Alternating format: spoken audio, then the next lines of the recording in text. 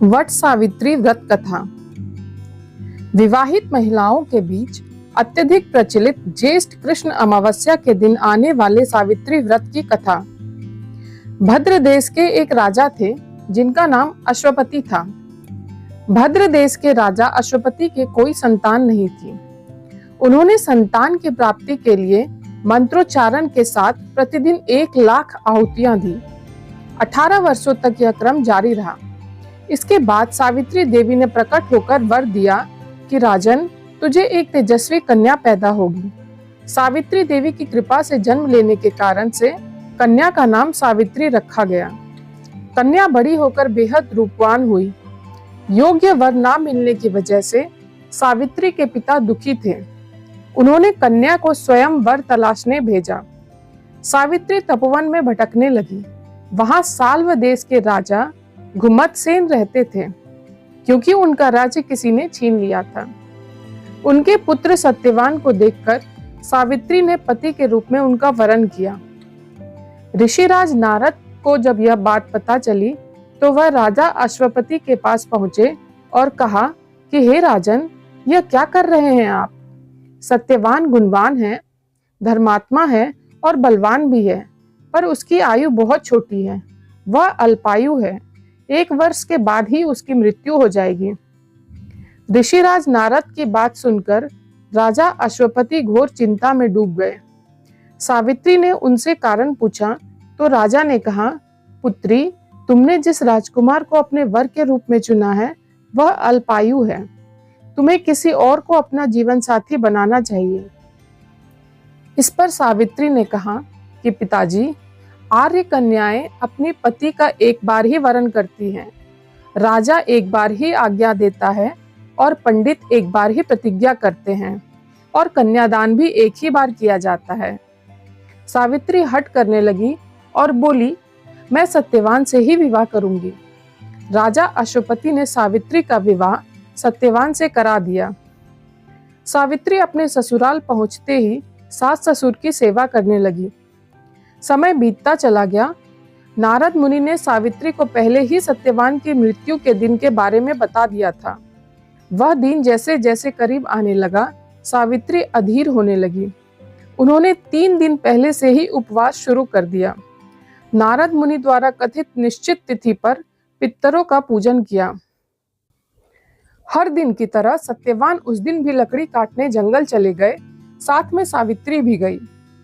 जंगल में पहुंचकर सत्यवान लकड़ी काटने के लिए एक पेड़ पर चढ़ गए। तभी उसके सिर में तेज दर्द होने लगा। दर्द से व्याकुल सत्यवान पेड़ से नीचे उतर गए। सावित्री अपना भविष्य समझ गई। सत्यवान के सिर को गोद में रखकर सावित्री सत्यवान का सिर सहलाने लगी। तभी वहां यमराज आते दिखे। यमराज अपने साथ सत्यवान को ले जाने लगे। सावित्री भी उनके पीछे पीछे चली गई।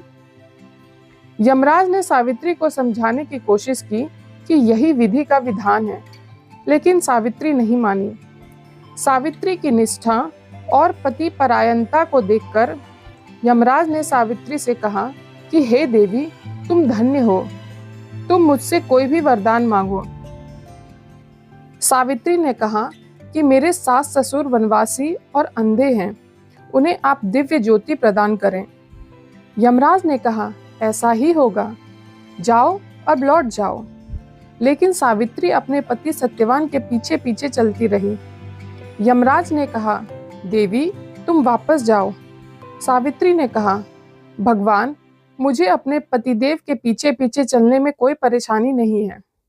पति के पीछे पीछे चलना मेरा कर्तव्य है। यह सुनकर उन्होंने फिर से उसे एक और वरदान मांगने के लिए कहा।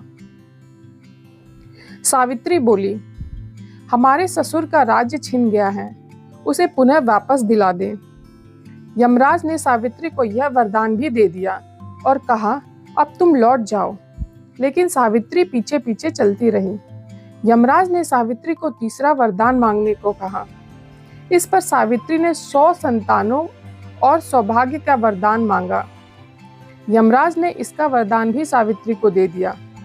सावित्री ने यमराज से कहा कि प्रभु, मैं एक पतिव्रता पत्नी हूँ और आपने मुझे पुत्रवती होने का आशीर्वाद दिया है। यह सुनकर यमराज को सत्यवान के प्राण छोड़ने पड़े। यमराज अंतर्ध्यान हो गए और सावित्री उसी वट वृक्ष के पास आ गई जहां उसके पति का मृत शरीर पड़ा था। सत्यवान जीवंत हो गया और दोनों खुशी खुशी अपने राज्य की ओर चल पड़े। दोनों जब घर पहुंचे तो देखा कि माता पिता को दिव्य ज्योति प्राप्त हो गई है। इस प्रकार सावित्री सत्यवान चिरकाल तक राज्य सुख भोगते रहे।